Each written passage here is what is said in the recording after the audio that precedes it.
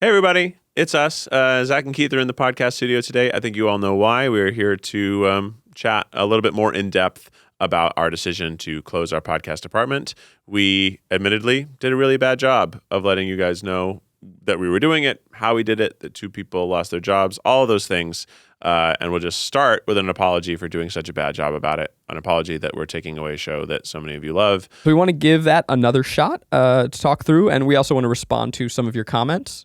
As creators and as a company, we've always prided ourselves on transparency and authenticity. It's clear this is a moment where we didn't rise up to that standard. So we're going to spend some time here today talking about that, and it's just me and Zach here in the studio chatting about it. So we're going to dive in and address all the things that you guys brought up. There were a lot of really good points, a lot of good questions that we'd be happy to dive into. So let's do it. I guess we begin with the financials. Yeah. And I'll also call out, we're going to read some of the questions off of our phone and some answers we typed up. We just want to make sure that we answer everything as thoroughly as possible. So if you see us glancing at our phones, that's why. So on financials, I think the thing to say right out the gate is that we haven't made any money from our podcast in over a year, which people I think are going to be very shocked to hear. But we want to kind of bring you through the story of why that is. So we were with a partner up through 2 years ago, and unfortunately that partner actually went bankrupt.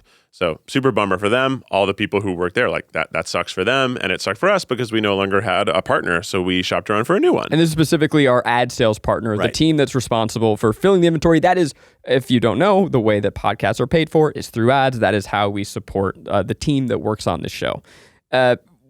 Finding a new sales partner is about an 8 to 12 month journey because of the process of like finding new agents, but that's just how long teams take to ramp up to the level of sales that we needed to justify two full-time employees. So we did that, and then unfortunately, that podcast company got absorbed by a different company. So just a lot of stuff going on there. We were told and given confidence that they were going to be able to continue to sell, but this was about a month into our new contract. We had taken a pretty modest minimum guarantee.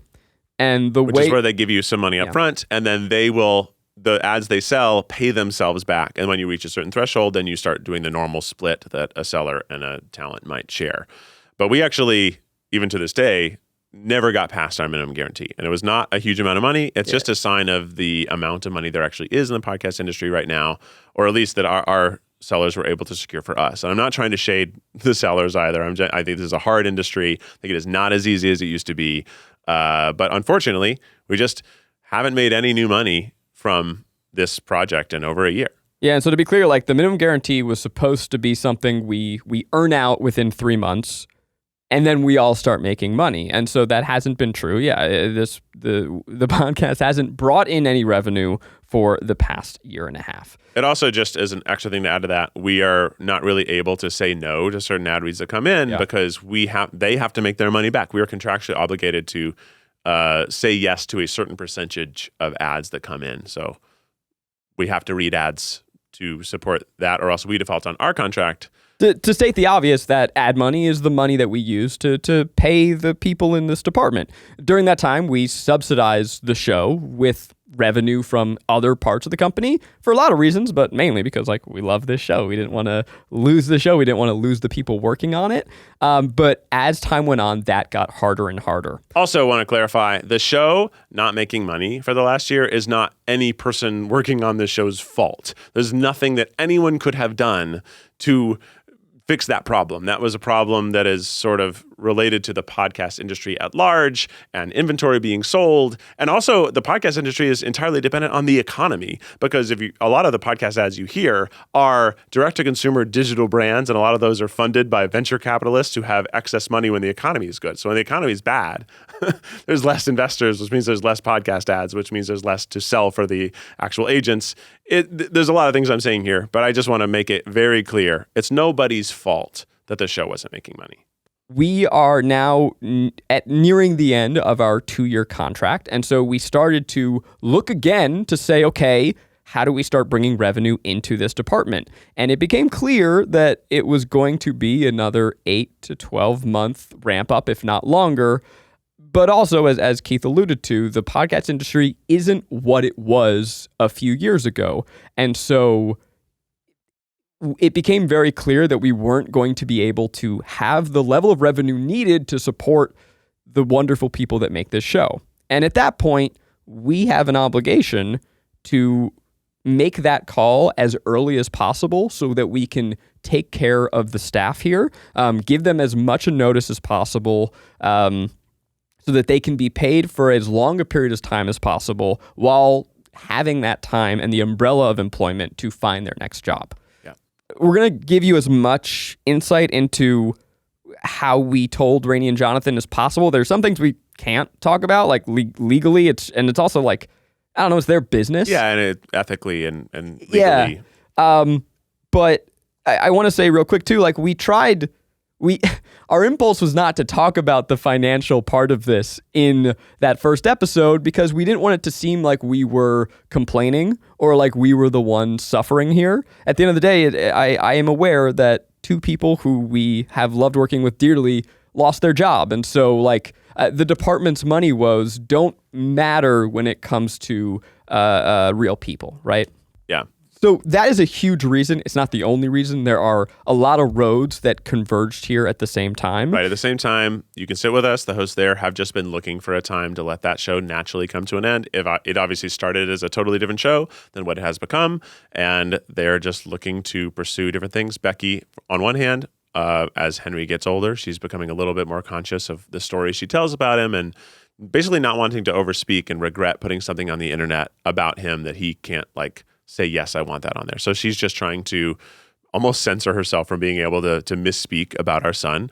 And Matt has other creative passions he wants to look forward to. So they were just looking for a nice way to end it.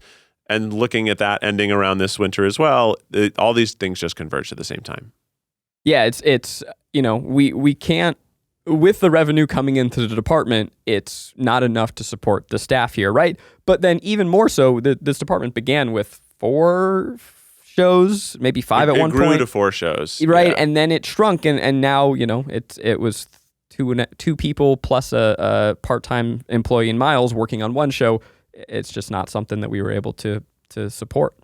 Yeah, but going back to trying to give the best amount of lead time to people that we were going to have to let go, and I'm going to use the term layoff specifically. It was not because they weren't good employees. We closed the department and we had to lay them off. But we also, just like everyone here, that the few people who have been let go for whatever reason, we always give severance. We try to do our best as employers and try to treat people with the best opportunity in a bad situation. Can't go into details there, but that's it. And we also, there were some questions of like, well, why can't we transfer people to other positions or maybe bring Rainey in as cast? And those are considerations we definitely make. In fact, Jonathan actually transitioned into this department when Miles left. So there are times where we can shuffle things around. And then there are times where we just don't have the exact matchup of job opportunities in-house that could make that sense. And then just going back to Rainey and Jonathan, like you said, we tried to give them as good of a roadmap as we could and ensure employment to a certain amount of time. And then with everyone we've ever let go, not that that's happened actually very often here, we always offer severance. We always try to talk with them about what we could do to further their career goals since we can't actually be a part of them anymore. Yeah, we feel a tremendous responsibility to the people that work here. And there are dozens of people that depend on us, right? Like there's the full-time staff here, there's the cast, there are the freelancers. Like we're trying to do right by a lot of people here. And I just want to promise you that if nothing else, we're always trying our best to lead with to be virtuous in business, which is hard to do sometimes. Like business does not want you to be virtuous. I think we are doing our darndest all the time to be good by the people who are so good to us. Which isn't to say we're perfect. No. We're trying our best. So let's actually go into specifically Jonathan. The thing that was important to Jonathan was actually him continuing his podcast, Shoulda Books, that he made, which is a book podcast he started here on Second Try. So we actually have given him that podcast. He will be starting that. We hadn't announced that yet because I wanted him to be able to announce his own project, but he will be continuing that. And I hope you support it. I can't wait for it. I think it's going to be great. I think it's also great to have a podcast about books and literacy and interesting. I think it's great. As someone who can't read, I fully support other people having a book podcast. In fact, I read my first book in years as a part of that podcast, and I liked reading. Turned out it was actually really That's nice. huge for you. I know. And then with Rainey, we have loved working with her, and especially on camera. Like she didn't begin as on-camera talent, but that's what she became here. And so people have asked, why not make her part of the cast? And the answer is we want to. I absolutely, that is part of our plan. We talked to her before this announcement went live about having her in future videos. We want her to be on the Try Guys Game Time channel. We already shot Keith Plays Important Games Season 3, but we also want to do a Plog season in the spring or summer. And like, if this show comes back in any form whatsoever, like there is no tripod without Rainey. But she's a free agent. I think people have a misconception of how our cast works. Everyone we work with is at will. So we don't have contracts with anybody. They work with us because they like working with us. And we hope that Rainey likes working with us and wants to come back. And we've had those talks. It didn't feel fair to make her promise because I can't promise, right? Like someone as talented as her might find another full-time job that would prevent her from being in videos. Yeah. So when we told her about the situation, she opted to see the shows to an end. And yeah, hopefully our working relationship will continue to evolve with her. Like I absolutely agree. Let me say for both, like both Rainey and Jonathan are tremendously talented. I want to be clear, like this is a huge loss. This is a loss for our company. This is loss for like us as coworkers. They've been with us for a long time. They have contributed a ton to what we do. They've made these shows what they are. Rainey in front of camera, Jonathan behind camera in ways that you probably don't know, contributed to the podcast shows. It is a huge bummer. And overall, I think that a mistake we made in that first episode is that we didn't want it to feel like such a huge bummer because the tripod has always been your goofy, happy little safe space. We're trying to cultivate safe spaces at a time that the world is scarier and scarier. And so to bring this like hard dose of reality in, it felt sad. And so I think we tried to gloss over it in a way that was a huge mistake. And so I want to apologize for that. Yeah. I think our plan was also that our final tripod episode would have some of those deeper feelings, and I definitely was saving this next thing I'm going to say to the end of it, but like I don't feel like I ever got the proper opportunity to even just thank both of them for their great work here. So to Rainey, you're so good. I feel so bad that this happened. You're such a talented person. You're so smart. You're so funny. You're so interesting. The audience loves you. I hope you'll do more work with us, and I also hope that if you don't, that you still have and I know you will have a great career somewhere else or on your own or whatever you choose to do. Jonathan, the same thing. You're super organized. You're super hardworking. You did everything that was asked of you and more. You were excited to make a new product that our company could offer to our fans. So I really do thank both of you. I want to hit some of the more frequently asked questions that I saw. So the first one I saw is why not replace us in the show and keep it going with other TriCasts. Part of what we talked about was like, oh, we're so busy, which is not why we ended the show, and we'll talk about that again in a second. It is true. we're busy. Very busy. Yeah.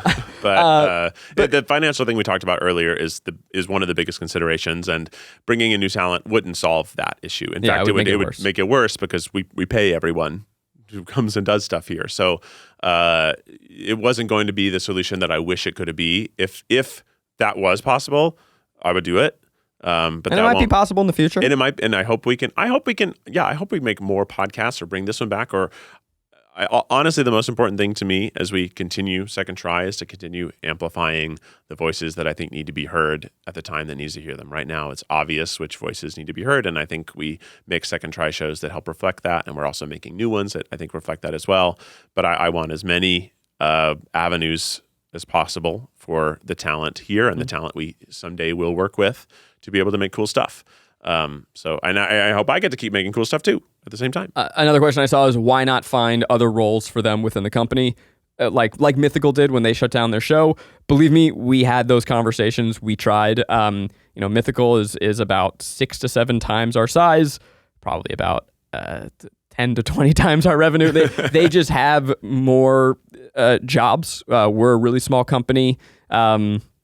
If there were roles that we could have put them in, I would have. Another quick thing is that I know in that episode we had talked, we mentioned that there were 3 other new hires, and that's in poor taste to talk about new hires while we're talking about people who are being let go. To be clear, those were, first of all, hired before it was clear that we had to make this decision. Also, they were backfilling other roles. So we had like someone moved, someone got a new job, and these were roles that had to be filled. And the reason we had to fill them is they were actually holes that were putting more work and stress on the other people in the departments that those people were for. So literally they were to help alleviate other employees' workloads and to make their departments run smoother. Another thing that I saw was Try Every Day and Try Guys Game Time versus the Tripod. Why are we choosing those over this project? That's not really what we're doing. Actually, I should say that's not what we're doing at all. It's not one versus the other. Try Every Day and Try Guys Game Time are things that are made by the existing production team. We were able to like change our workflow so that it was able to fold into the current staff. We're not choosing one project over the other. We're basically saying we shouldn't have tried to make it seem like one was replacing the other. That's incorrect, and we apologize for offering you something different if you're upset about something you already like leaving. Yeah, and I saw too with that, people are like, oh, I like the Tripod because you guys are real. You're really you, and I don't want you to be performing and be characters. And so like as we were approaching Try Every Day and Try Guys Game Time, like we were thinking about that of like, hey, let's find places where we can be less performative and be ourselves. But yeah, again, we're not choosing one project over the other. Each project has its own life unto itself. Another I saw was, why do we hate doing this show? We don't. We love this. I want to be clear, like doing this, and if I haven't made this clear enough, like God, shame on us. Being able to do the Tripod over the past 6 years, like what an honor, what a delight. It's fun. It's just fun. And I said it in the last episode too, is like it's one of the few things I don't have to think about, and I get to go and hang out and talk about stuff and have a good time for an hour, and kind of like the rest of the world is gone behind that door. We're just jamming and hanging out. Sometimes we're in my car. Sometimes you guys steal my car.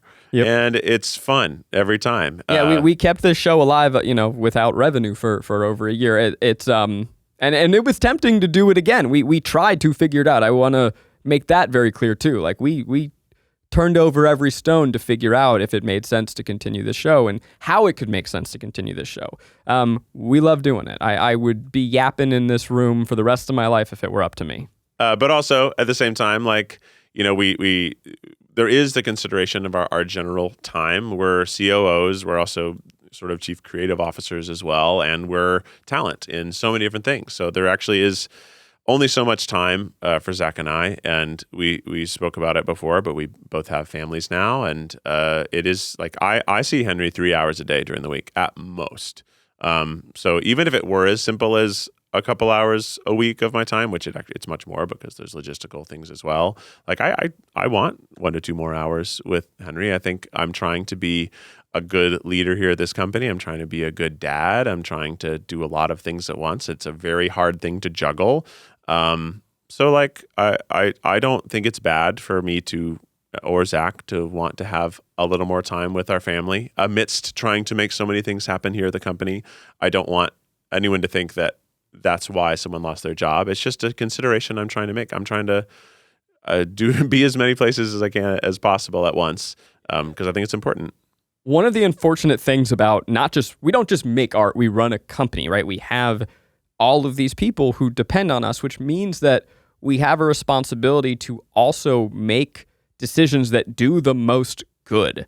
And so when it became clear what the revenue for this department was and was going to continue to be, it's an irresponsible decision to spend our time here if it's then going to impact the other people at this company. Because time I spend here is time I'm not spending doing the other things.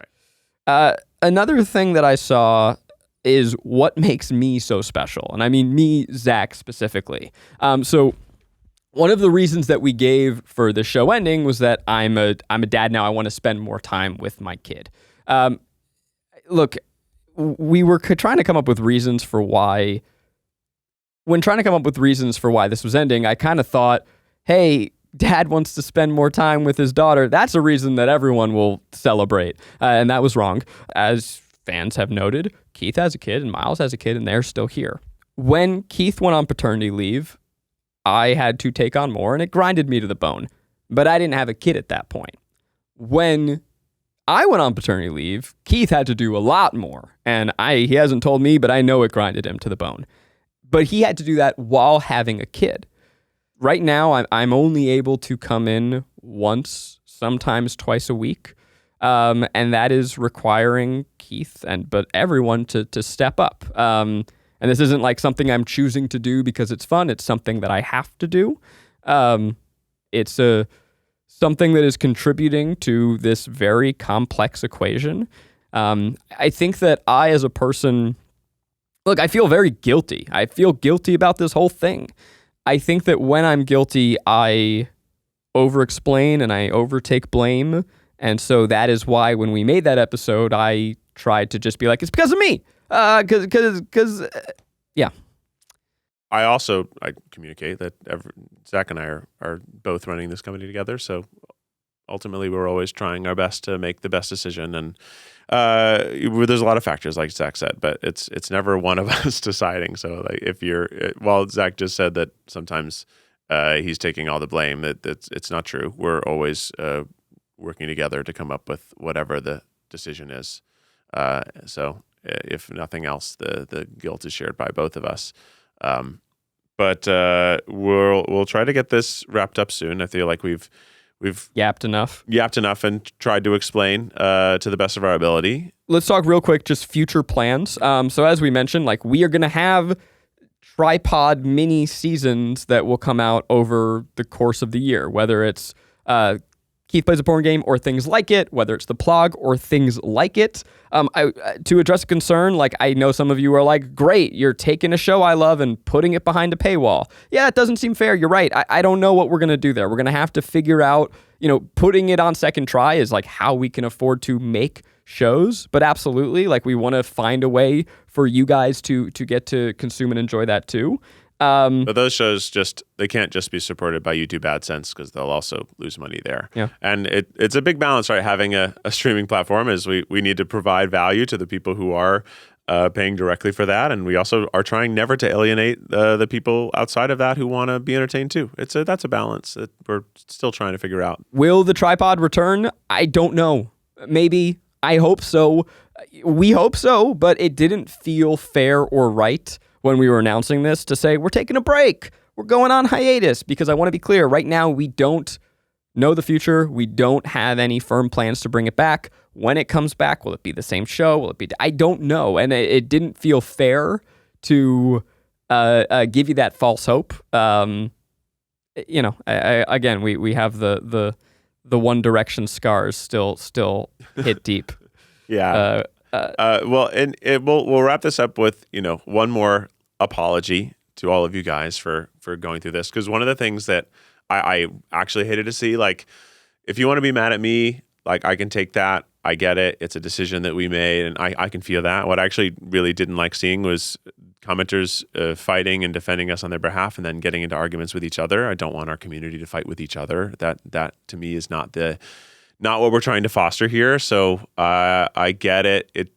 Tensions can be high and people want to defend, and that all those things I understand them, but I don't want you guys to fight with each other. I want you guys to all love each other and be friends, and we're trying to build a really positive community. So I want to encourage grace in each direction of any comments or conversations you've had with other fans over this weekend, and understand everybody was coming from a place of feeling hurt or betrayed or hurt for someone else. And I'm sure lots of people said things that they don't mean.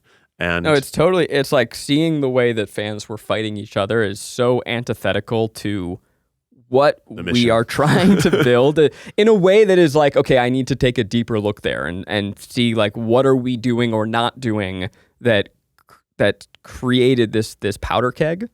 That said, with all this, I want to thank you. Look, you are upset, and so I want to thank you for being upset. I want to thank you for caring. It is clear to me that the reactions that we saw this weekend, while big in many different directions, they only happen because this is something that you loved. And there are people that you care about. I don't mind at all that you stand up on behalf of my staff. Rainey still got shooters. Let's say it clear. I'm you know? happy to have. I think you should. I'm honored that you care about the people who work here beyond the people who you see on screen all the time. Yep. That's very sweet and genuine, and not a thing I think most people care about the staff at a company that they support, and I think that's cool. I think it's great. Thank you for listening. This was longer than we meant it to be, but we wanted to get through all your concerns and questions. We're gonna have another episode of the Tripod this Thursday. Mm-hmm. Back to goofy, happy, fun time. We've got a couple episodes left. We hope you love them and enjoy them. And thank you guys for listening. Thank you for caring. And we'll see you next time. Have a good ass week.